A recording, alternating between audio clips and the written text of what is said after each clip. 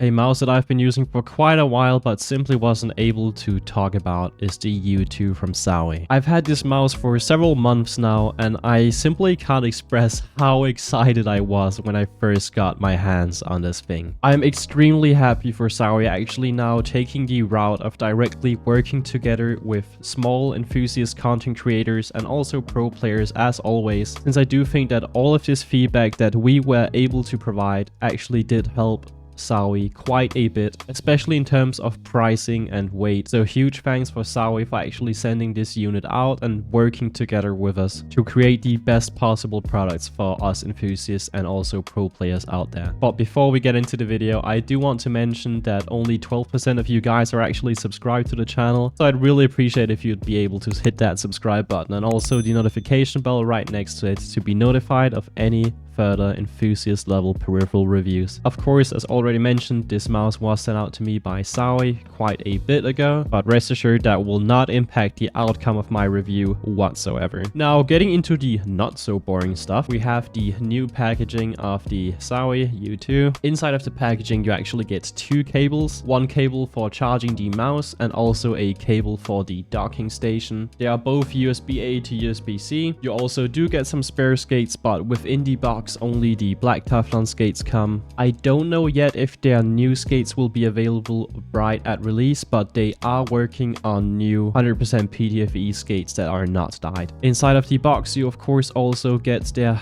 enhanced receiver, which actually is pretty insane. But for any of you who don't know this thing, basically you can hook it up to your PC. You can charge it like this because it has pogo pins right up here by the end of the mouse, hence the weird skate form factor. But you do also get your normal USB-C receiver inside of the box, but I would not recommend using this at all. In terms of QC, this is an absolute ZOWIE mouse. And when talking about ZOWIE mouse, I am not talking about the first batch CA13C with side flex or creaking. I'm talking about the rock solid, you can throw this thing against the wall and the wall will get damaged type of solid. No matter how much I stubby flex into the side wall, I cannot get it to flex at all on my copy. It is incredibly solid. And you know why I'm actually impressed? It comes in at around 60 grams. So yeah, you heard it right. A 60-gram ZOWIE mouse that is rock fucking solid. This is a gigantic step up for ZOWIE, and despite not supporting 4K yet, I can definitely tell you that this is quite an experience, especially for somebody like me who used to main ZOWIE mice for years in CSGO. In terms of the shape, it does actually feel similar to the S2, but it is not a copy of it whatsoever. It's much more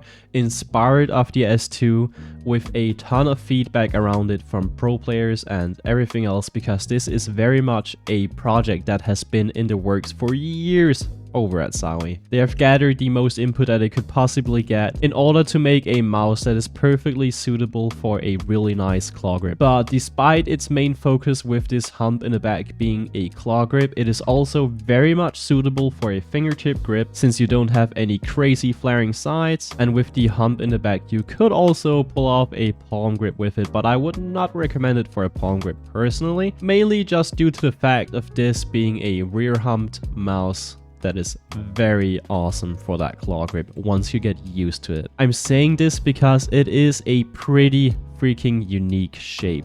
There is nothing on the market like this thing. The only thing I could possibly compare this to when looking at it from the bottom is probably the OP1 because it has this pretty wide back, which is definitely noticeable here on the U2, whilst still being pretty slim towards the front. But other than that, I simply can't compare this mouse one-to-one to anything else that I have ever owned before, except for perhaps the S2. The hump is very wide towards the rear, so once you actually log in with the mouse with this aggressive claw grip that I play, you can definitely feel the wide hump supporting your hand underneath all the way around with this big U shape. It is, however, a pretty short mouse considering this being a medium size, and also being called the U2, I would not be surprised if we would see a U1 and also a U3 that would be respectively larger or smaller. And I could see the U3 being a pretty darn small mouse. Like, we're talking about shortness of the Lamsu Maya short mouse. I personally play a 19x10 aggressive claw grip, and I felt right at home with this mouse, but I do want to mention that I did feel quite a bit restricted with that shape,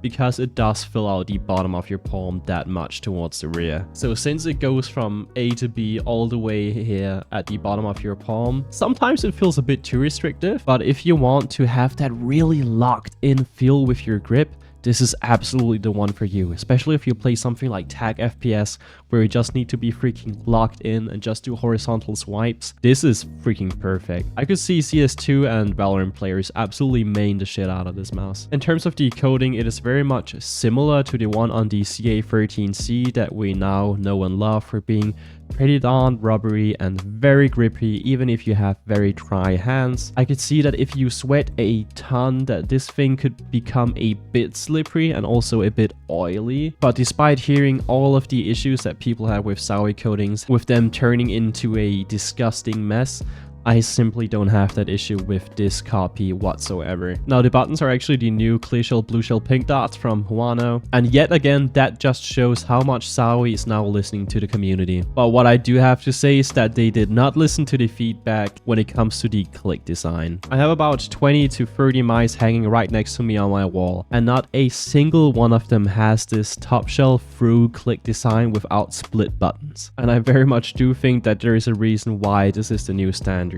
If you don't click on the direct sweet spot for this button design, they do feel very different from front to back, with the back being incredibly hard to press in and the front being very light to press in. Anywhere around here, the clicks feel absolutely perfect and very snappy and just exactly how you want a blue shell pink dot to actually feel like. Not too light, not too heavy, still very spammable, very crisp, and just overall an amazing experience. Now, these side buttons have barely any pre-travel on my copy, and they're very much spammable and very usable, and I could even see Fortnite players enjoying these. They do have a bit of post-travel, as you can see here on my copy, but then again, this could very much be different with a release unit now. But also, I did not notice this in-game whatsoever. The scroll is still a ZOWIE scroll. It is still this very rattly scroll wheel that many people in the community hate. But the mouse free is not too heavy or not too light. It's perfectly in the middle. And since this is very much a new mouse that there won't be any sound tests off, I will make sure to do that for you now as well.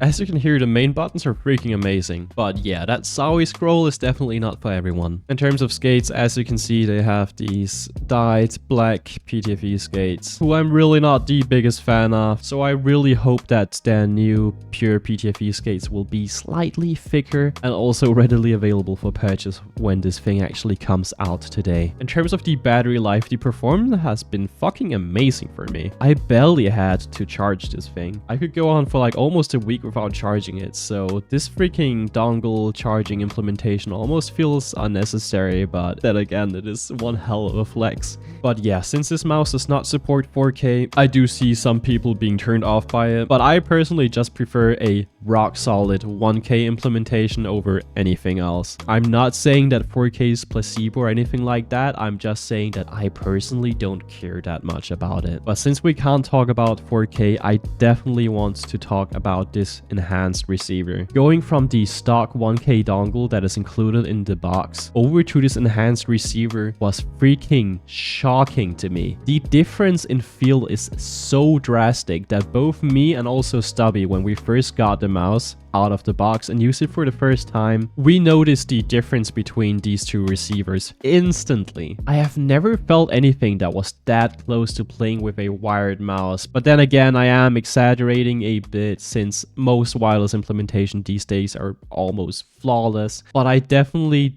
do think that this is the most rock solid 1K wireless experience that I have personally ever felt. I am not somebody like Maddie who actually does feel a difference between a wireless GPX Superlight and one that is plugged in, but I definitely felt the difference between the stock 1K receiver and this enhanced one. And for somebody like ZOWIE who's actually competing directly against Logitech in a pro scene, it actually makes me freaking laugh at Logitech looking at their receiver for the Superlight 2. It's almost like they made this thing to just be able to actually hit 2K, but with it being unstable as fuck. So I personally would go for this wireless solution over the Superlight 2 any day of the week if I were a pro player. And I mean, at the end of the day, bigger is better, right? But yeah, jokes aside, I don't really talk much about esports or pro play, but since ZOWIE is very much in that field and works directly together with them, I don't see a single reason why anybody would go for a GPX2 over a wireless solution like this, unless they really love the potato shape of the GPX. When it comes to software, there simply is none. You can change anything from debounce time to polling rates to DPI, and even switching between the stock 1K receiver and also this enhanced receiver, all right here at the bottom of the mouse, since this is very much plug and play and focused on esports as always when it comes to ZOWIE. If you don't know how to actually change your debounce time, make sure to read the manual that actually comes with the mouse. This is also the first time that I've ever had to do that, so I could find out how to change debounce time and stuff like that, since it does require some awkward key combinations when plugging it in or turning it on. Now, when it comes to my personal opinion of this mouse, I do think that it is such an awesome thing to see ZOWIE to step into this lightweight market. I know that it is still 60 grams and that there are much lighter mice out there, but looking at this from especially a CSGO perspective, this thing is freaking awesome. If I were still grinding CS these days, I would be maining this thing every single day and just sell everything else just to have that peace of mind that I have the best wireless performance possible on 1K. But since I'm not an esports player, I would still definitely prefer the shape of the HDS Plus personally, but it's kind of difficult to compare these because we're comparing a brand that has been in the game for like over 20 years to Jim. With my 19x10 aggressive claw, I definitely enjoyed using this mouse, even though I did feel a bit too restricted with this wide rear hump. But I do think that anybody with a relaxed claw grip and also an aggressive claw grip can definitely find their grip on this mouse, except if you have hands that are larger than 20x10. I would definitely wait for a larger model of this mouse, since compared to medium-sized mice back in the days, this is pretty small. Just remember that, and don't get it if you have large hands. But despite the hump being a bit too wide for me, I definitely wish that they would switch over to a separate button design. And we did actually all have to fill out a huge form, and I really appreciate ZOWIE for working together with us enthusiast reviewers and just actually getting real good feedback from the community. I think that this is a really good signal for what is actually to come with the future of ZOWIE. And once the small U2 actually hits the market, it will be the first sub 60 gram wireless ZOWIE mouse, which will be pretty darn sick. But yeah, to the conclusion, who is this mouse for? If you need that really locked in feel with your claw grip and your hands are about 19x10 or smaller, and you also happen to play tag FPS for example, this is the mouse you need right now. It is just one of those shapes where you just grip it, play in game, you never have to readjust or actually think about your grip because it just has that many contact points. However, if you want something that has a really good separated click design that is not attached to the top shell, or if you simply want something that is way more maneuverable, this is not the mouse for you. As already mentioned, I could see it working for fingertip grip players, but just remember that this very much is a claw focused shape. But other than that, that's about it for this video. Huge thanks to ZOWIE for sending me this unit out for testing purposes. I already can't wait to work together with them on their future projects, and I also can't wait for you to hit that subscribe button, because if you're at all interested in enthusiast grade reviews about anything PC gaming peripheral related like mice and mouse pads, definitely hit that sub button because there's tons of more content coming. Other than that, that's it for this video. Peace out.